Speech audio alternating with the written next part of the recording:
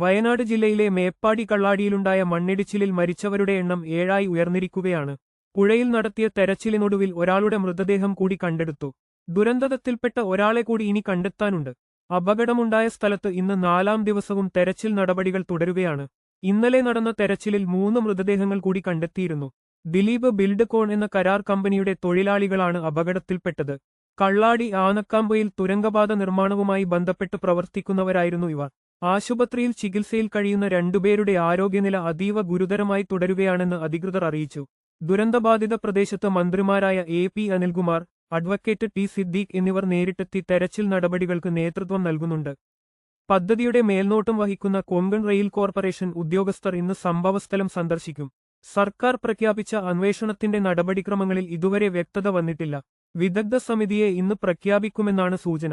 കൂടുതൽ വാർത്തകൾക്കായി ഞങ്ങളുടെ ചാനൽ സബ്സ്ക്രൈബ് ചെയ്യുക.